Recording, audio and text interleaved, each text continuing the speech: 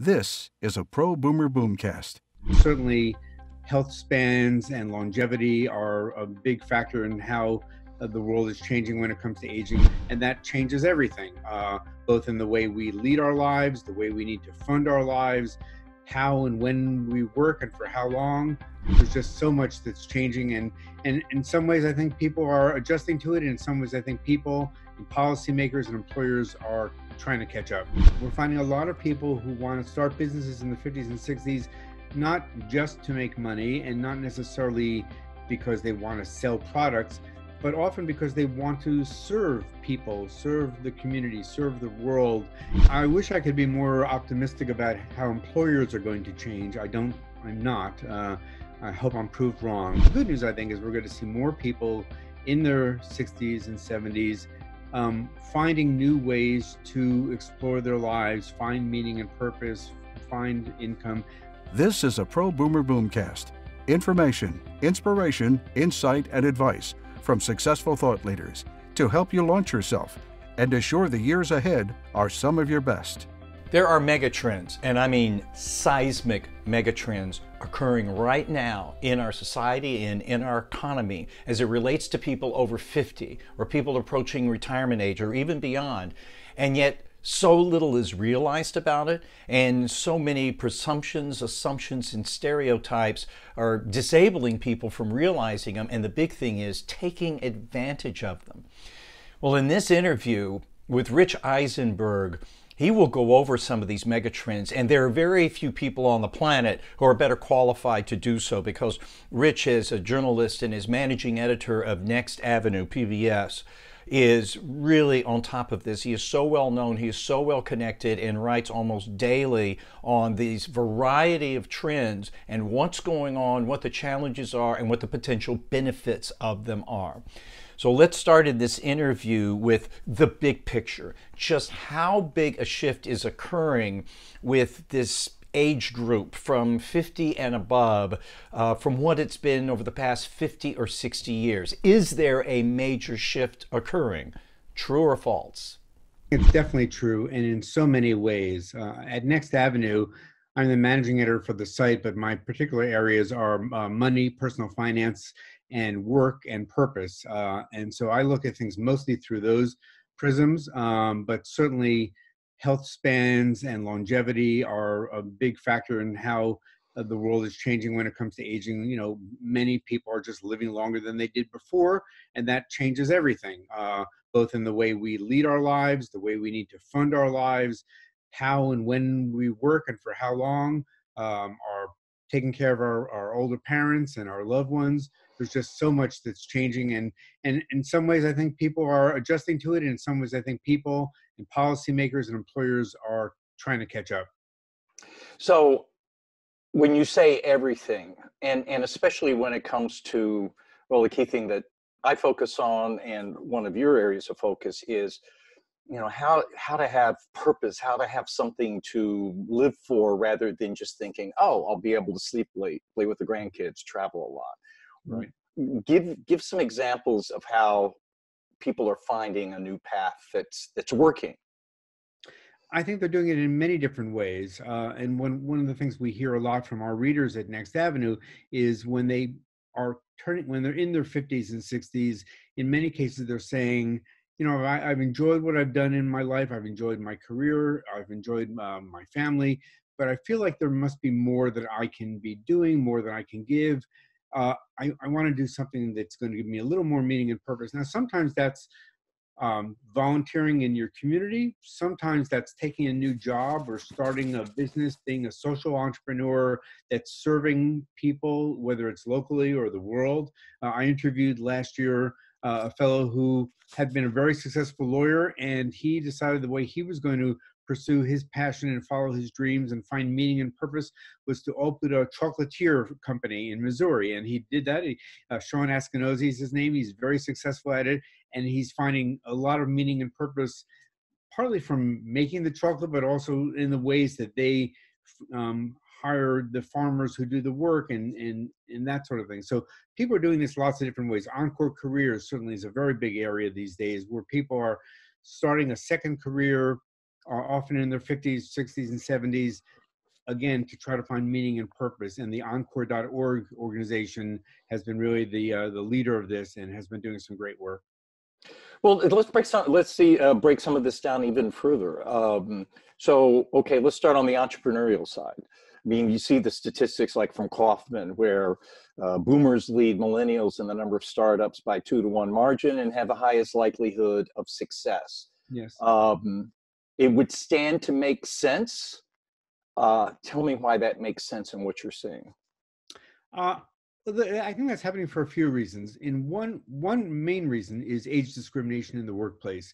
There are just too many employers these days who will not interview, let alone hire, people over 50 for jobs despite their qualifications. So a lot of people are saying, okay, well, if nobody will hire me, I will be my own boss. I'll start my own business because I have expertise and skills and knowledge and contacts, and in some cases, financing for it. And so I think that's one reason. People are doing it because that's the way they can continue to work. Other times it's people who are just saying, I've always wanted to do this, or I just have a great idea, I think, and I want to give it a shot. And I feel like I'm ready to do it. I'm mature enough to do it. And I mean that in lots of different ways. People in their 50s and 60s often have a good network of people. And so when they're trying to start a business, they know who to tap to try to help them start it, but also sometimes to help get the money for it, to find the customers that they want. So sometimes people are doing it because they just feel there's a driving need in them. NextAvenue recently published a book with Carrie Hannon, who writes for us very often, called Never Too Old to Get Rich. And what she did was she went around the country and interviewed about 20 entrepreneurs who started businesses in their 50s and 60s and talked about why they did it and what they're getting out of it, the lessons they learned, the mistakes they made. And all of them said it was challenging, but all of them found it very fulfilling. And it also would make sense in terms of when I mentioned the most likely to succeed fact of it, that, like you said, there are the networks, you've got all of the experience. And my understanding is that most businesses are started with personal savings, not necessarily that individual, but friends, families, colleagues as well. And so are you seeing people actually succeed at this, boomers? Yeah, I mean, there's no guarantee. Starting a business is hard, no matter what your age is, and not everybody succeeds in it. There are lots of failures. But as you say, the Kaufman Foundation has shown that the success rate overall for people starting businesses in their 50s and 60s is better than people starting it when they're younger. And I think that is due to the fact that they have more experience, they know more people, they have more money. A lot of people are bootstrapping businesses these days. It's not necessarily as expensive to start a business, especially if you're doing it as a virtual business, an online business, rather than a brick and mortar business. So the cost is lower than it used to be. And the technology has improved so much. I mean, here we are talking miles away, and it's almost as though we're in the same room. So it's made it a lot easier for people to find customers, find their target audience, launch their business online, and take it slowly and without necessarily quitting their full-time jobs or spending a lot of money, but dipping their toes into it and seeing if they might be right. And my endeavor, ProBoomer, is an example of that. It's also an example of something you touched on, social entrepreneurialism, which I think is new to a lot of people and seems to be a phenomenal fit for ProBoomers in this phase of life when human beings typically think about legacy and making a difference. So your take on social entrepreneurialism? Yeah, I think that's absolutely true. We're finding a lot of people who want to start businesses in the 50s and 60s, not just to make money and not necessarily because they want to sell products, but often because they want to serve people, serve the community, serve the world, and they feel they can do it through a business. And so it used to be that the main way people found meaning and purpose was through volunteering, and that's still great, and a lot of people do it. But now people are saying, well, there may be another way. Maybe I can do it through a business that I start and have a similar effect. And also from that angle, what I've heard from others and talking to other social entrepreneurs, I'm hoping to get some of them on ProBoomer, is that there is a strength in the business model rather than the 501c charity model, where you really spend most of your time trying to spend money, not that an entrepreneur doesn't. And there's even the phrase that entrepreneurs will cure many of the world's ills, which Mm. I add, do you want to count on government? Um, are you, with your depth and background in business and finances, as well as these other matters, do you find a truism to that it can be a very successful model? I think it can be. I don't think it's a guarantee, but I certainly think there are possibilities, and we've seen a lot of success stories. So I would say to people who are thinking about doing that, I would encourage them to do it, but do it with their eyes open, do as much research as they can going before they start so that they know as much as they can and increase their chances of success. And realizing the fundamental that things are always going to be harder than you think they are, and what you think is easy is hard, and what you think is hard is easy. Yeah. Right, and it's an evolutionary process. The people that we've interviewed at Next Avenue talk about, they thought their business was going to go in this direction, and then they found out that either that's not what their customers or world wanted, or things changed, something changed, and so they pivoted. And that's just something you need to expect. You can't figure that the way you're planning to do your business is the way it will always be, because it's not going to happen. Oh, absolutely. And I find that when I was putting together a business plan, when I've talked to mentors and people, I'll lay out these things that I'm pursuing, that I'm expecting to happen. I say, but the number one thing is that what I'm thinking today is going to be totally different in about Right, a month, as long exactly. as you're open to it. Sure, right.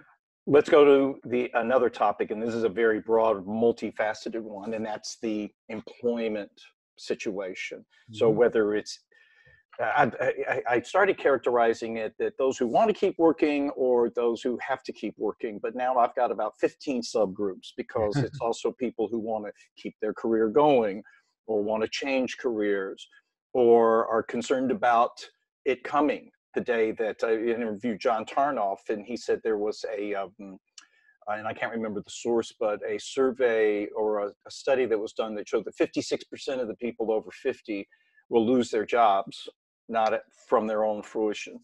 So I'll Because start in the big picture, the employment situation for boomers. yeah. It's not great. I would say at this very moment, it's probably better than it was a couple of years ago, because there's a labor market shortage. And so employers need to get the jobs done. And I think some of them are saying, okay, if I have to, I'll hire somebody in their 50s and 60s to do the work, because we've got to get the work done. I don't think it's what they're thrilled about doing. And I worry that when the economy turns down and the labor market is different, then employers will go back to their old ways and basically say, we're not going to do much hiring of people over 50. Now, that's a generalization, and there's certainly plenty of employers, particularly smaller businesses, I find, who are open to hiring people in their 50s and 60s, either full-time or part-time. But there's still a great stigma involved with that. And, you've heard all the stereotypes that people in their 50s and 60s and older aren't productive. All they want to do is get ready to retire, not skilled in technology, all those sort of things. And studies have shown that they are not true. I mean, sure, there are going to be some people who may fit those molds, but the reality is studies have shown that people over 50 are as or more productive as younger people. And if they're not skilled in technology as much as they ought to be, they're willing to learn, they want to learn, they want to be trained. Employers don't do a great job of training older workers, so often it falls to people who do it on their own. Many of them do want to keep working, maybe not necessarily full-time 40-hour work weeks or longer. Maybe they want to gradually phase into retirement, maybe they want to work part-time. Some employers are doing what are called hiring boomerang employees, and that is people who worked for the company full-time for years, they've retired, now they come back to the same employers, but they're coming back as part-timers. And yes, back to that point that I'm hearing so many variations now. Like you said, there's boomerang, there are companies that are focusing on quote unquote legacy workers. In other words, people who know how things work there. As much as things change, there's still fundamentals, phased retirement, things of that sort, which kind of leads to, well, two things. One that I'll cover real quickly, and that is from a number of people like Julian Latham, who you and I know, John Tarnoff, others who say, hey, as a boomer employee, you have to take some responsibility. to Right. make sure you're up to speed, making the effort, and making your employer know that you're interested in Right. staying and making it work. But in a couple of previous conversations with you, you've brought up how employers are failing. What do you Mhm. mean by that? I think they're failing in a few different ways. For one, you look at the numbers and you find that very few employers are offering the possibility of phased retirement to their older employees. The idea that now you're working full time, 5 days a week, and you will continue working for us, but gradually. So maybe next year you'll be working 4 days a week, and then the year after that, 3 days a week, that sort of thing. That's something a lot of people in their 50s and 60s are interested in doing. The surveys say it's something that many employers are not doing, except for um, high level senior executives that they don't want to lose, and they do it on an ad hoc basis. So the idea of programs that are offered to anybody of that age, um, uh, they're still very rare. That's one thing. And the other thing is the brain drain that's walking out the door when boomers are retiring from companies, and companies are basically just sort of allowing them to walk out without doing anything to prepare the workforce that's left for that person's departure. And I'm not saying that these people are indispensable. What I'm saying is they have knowledge and expertise and a background and some history that would be valuable to the people still there. And often they are not asked to share that information, and so they don't. And then the younger people say, "Well, I don't know how to do this," or "Gee, what happened the last time we did this?" And there's no institutional knowledge there. And I think that's a big mistake by employers. And I think it's just not smart business. The direction you were starting to going at the end of that response is and are the benefits for employers Right. to retain their workers. Mhm. The smart companies, what are you seeing them do? They are the ones that are saying to their older workers, or often the older workers are coming to them and saying, I want to work differently. How can we do it? But sometimes the employers are saying to their workers, how do you want to continue working here? What would you like to be doing?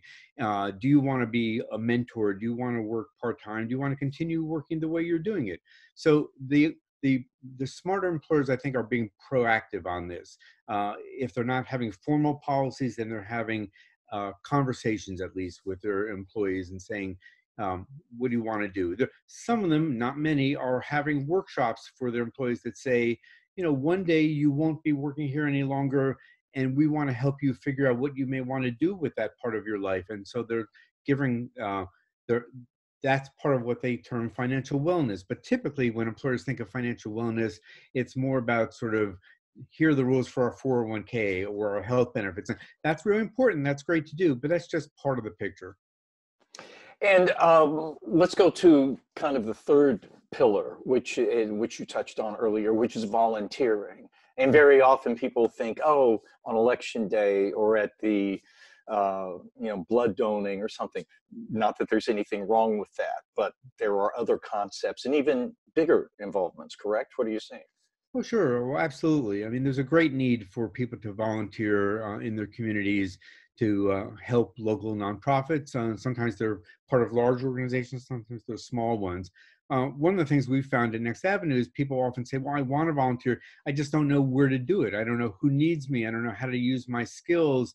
Sometimes people say, I really don't feel like, I don't want to be licking envelopes, although that needs to get done. But I want to really do something that's going to be helpful, that uses the talents and skills that I have, and how can I do that?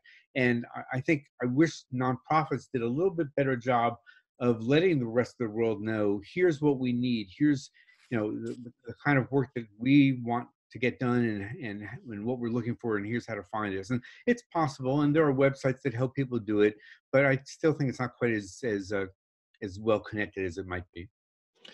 So pulling back on the stick and going to 50,000 feet, overwhelmingly, the situation, the opportunities, and the needs are radically different than what we presumed heading into this age and what the rest of society is still presuming in terms of what the opportunities and the needs are. Correct? I mean, your philosophical perspective on that. Well, I think that's true. Yeah, I mean, I do think that the world is changing in ways that a lot of people and policymakers didn't expect. And so there's a lot of adjustment that needs to happen. And sometimes we're not doing as good a job of it as we could be.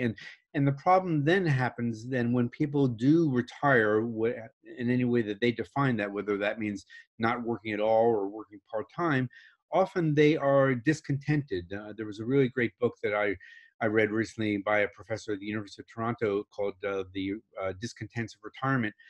And it was about how these people that she interviewed, and they were former CEOs, former professors, former doctors, former homemakers. Many of them said, I'm just not happy right now in retirement. And it wasn't about the money so much. It was about that they hadn't really thought it through. Like, well, what am I going to do every day? And what will my identity be? And how do I avoid being isolated? And I feel like the society is not doing a great job in helping people prepare for retirement. The financial services industry is doing a very good job in helping people know sort of what they need to do to save for retirement, even if they don't do it as much as they should, the savers. But I feel like there's not much going on in helping you think about the rest of your world in retirement. And by the way, that book is Retirement is Discontent by Michelle Panner Silver, which is on my reading list, thanks to you. So appreciate that. So on to your last point, you and I finally got to meet face-to-face at the Retirement Coaches Association conference. And it really did, and I want your take on this, but it really did strike me that because of what you just talked about, there almost needs to be a mobilization of retirement coaches to help people with this soft side of retirement, both whether it's that person a couple of years into it going, oh my gosh, this isn't working, it's failing, it's not falling off a log, it's like falling off a cliff, or people even in their late 40s or before retirement starting to plan. What's your take on the retirement coach sector growing and being needed? I think it's great. I love the idea of the retirement coach and the Retirement Coaches Association. People that I met were very impressive, and I'm really glad to see that there are people who are helping people figure that out. And so, some of them come from a financial planning background, some of them come from more of a psychology background, some of them merge those, some of them are former career coaches. There are a lot of ways to do it and a lot of skills that are involved, but I feel like more and more people are going to say, I really need a retirement coach to help me figure out the next phase of my life. I had some help when I started figuring out sort of doing a career, and there's a lot of guidance for people getting their start, not so much guidance for taking the steps into the next part of their lives. And so I'm glad to see it's happening. And I hope there are going to be a lot more of them. Richard, you're such a repository of information in so many different angles. I want to ask you an exceedingly wide open question. Okay. Through all of your efforts with NextAvenue, as both a managing editor and a journalist, just riff for me on some of the other trends and things that are happening with boomers that you find particularly interesting. Well, I'll give you a few, and they range from the almost silly, it may sound that way, to the very serious. So the first one is, I wrote a story a few years ago called Sorry, Nobody Wants Your Parents' Stuff. And it went viral, and it sounds funny, and in some ways it is, but in some ways it really isn't. I wrote this after my father passed away. My mother had died a few years before that. And suddenly my sister and I were in the position of having to figure out what to do with everything that was in their apartment. And there wasn't a lot, but there were things that we had to figure out what to do with it, because the landlord of the independent living facility said, well, we want a new tenant to move in here in the next 30 days. And so we quickly found not many people wanted our parents' stuff, and we wanted some of it, but not that much. And there weren't many charities, and there are not many antique stores anymore.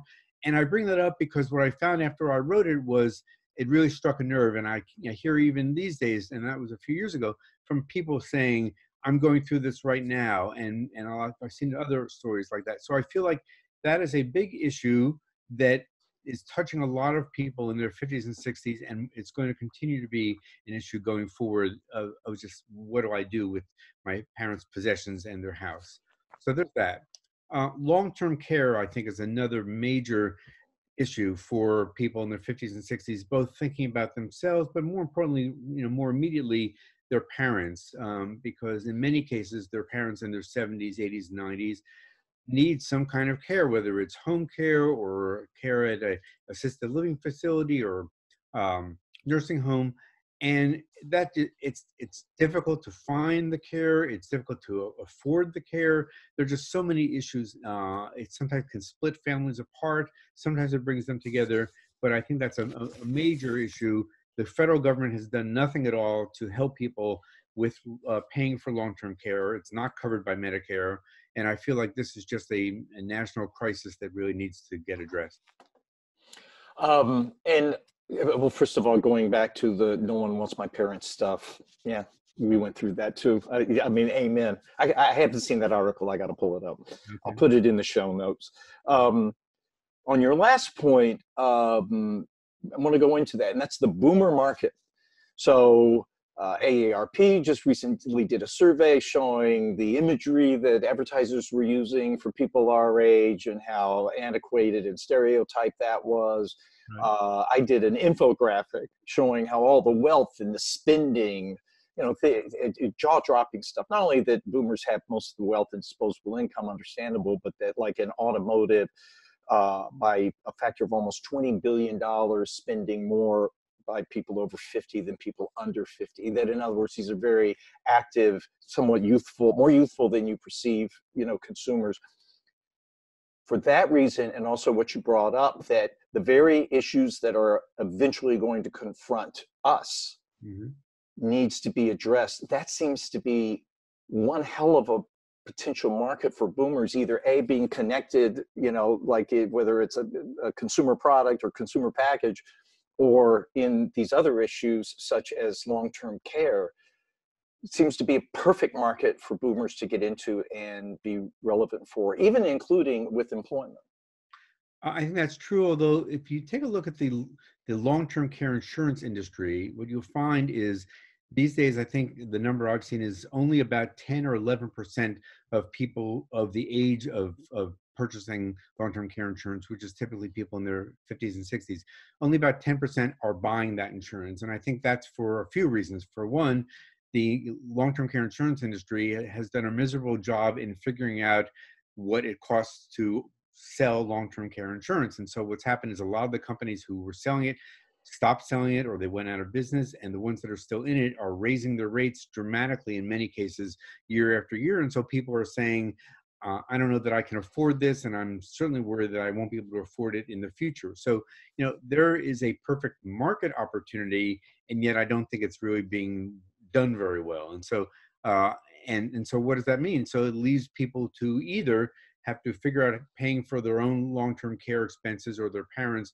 from their own savings, which is very hard to do, or essentially becoming so poor that you qualify for Medicaid, which I'm glad that there was a Medicaid program that will pay some long-term care costs for the people who are most in need financially.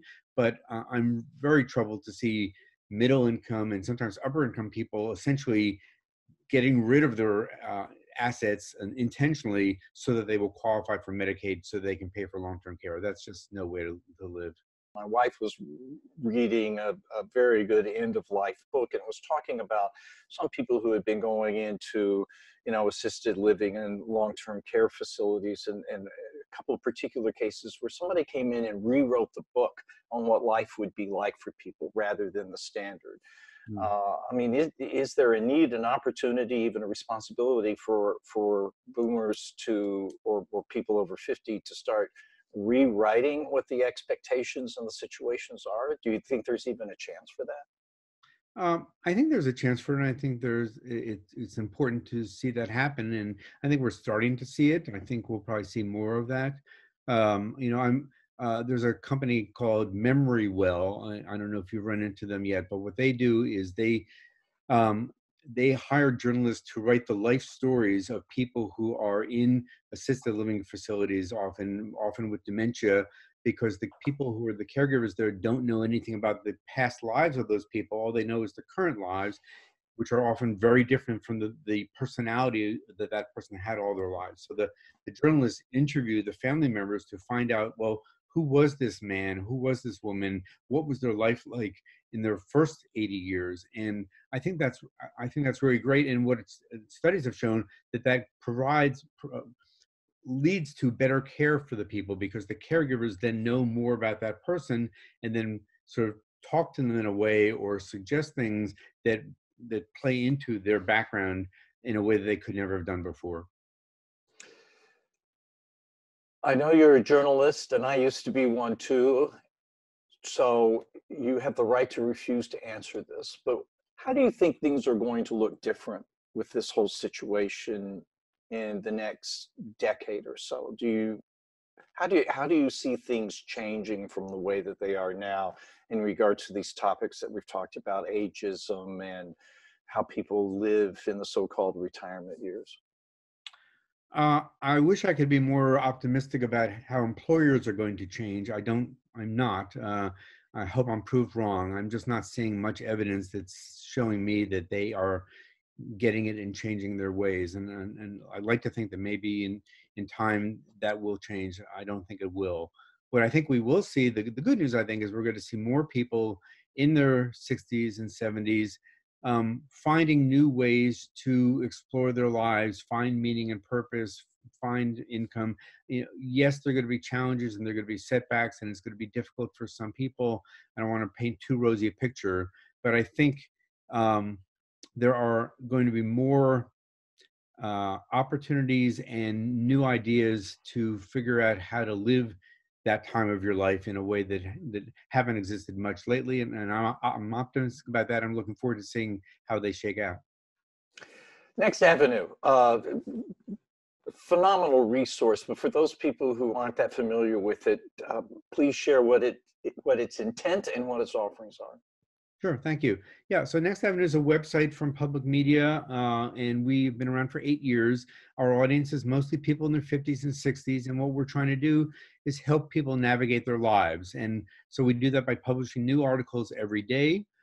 We have 6 channels. The 2 that I do are the money and policy channel and the work and purpose channel. We have one on health, we have one on caregiving, one on living, and one on technology. And many of the stories are service stories in that they provide ideas and suggestions and tips and resources. Some of them are inspirational, some of them are funny, some of them are inspiring, but most of it we're just trying to help people out and be topical too. So when there's a new law or a new policy or an election, we want to be writing about that and helping our readers understand that. And we're at nextavenue.org. We publish 2 free newsletters every week. A lot of people like to subscribe to those, so they will then find out about some of the articles we've been publishing, because people don't tend to think about going to websites these days the way they used to. And we are eager to have more people read us and suggest stories to us and tell us about us. And we have, as you would imagine, a Facebook community. We're on Twitter and LinkedIn, all that sort of thing. So we'd love to have more people find out about us. And what's the best way to get in touch with you? You can email me at Eisenberg, that's REISENBERG @nextavenue.org. And you can follow me on Facebook, on Twitter, LinkedIn. I'm easy to find. I look forward to hearing from your audience. So one final question. What's your intent? With all that you're doing, how are you hoping to have an impact or move the needle? I'm hoping that we can help people understand the challenges and opportunities that they have in front of them by introducing them to new ideas, resources, things that are going to be helpful for them, because it's a tricky time of life when you're in your 50s and your 60s, and there's not a lot out there that can be helpful that's objective, independent, isn't selling something to help you figure it out. And that's what we're trying to do, is help people figure it out. These megatrends, these economic and societal megatrends are historic. And just like back in the 60s, which happened with and as a result of the boomer generation, they can be transformative one way or another, largely positive if we get over the old stereotypes and old presumptions and assumptions of what it means to be an elder, what it means to be of age. And this impacts everyone. This impacts people in their 20s and 30s, not just now and in the near future, but when they're 50, 60, 70, 80, 90 years old as well. And if we embrace this, if we realize this, and we work it in a positive way, the impact on our economy and our society and solving the problems and the challenges that we have in developing and mentoring people who are younger can be absolutely amazing. And by the way, bringing this kind of awareness and these kinds of solutions is what people like Rich at NextAvenue and so many other organizations and ProBoomer are all about. And that's why what we really need you to do is to be active in this, at the very least, that when you see something like this or other content from myself or others, that you're sharing it, that you're commenting on it. And in the case of ProBoomer, letting us know, what else would you like to hear? What do you like? What do you not like? That's how we can all be a part of this solution and really create a new situation for everybody in this country and in the world for the better.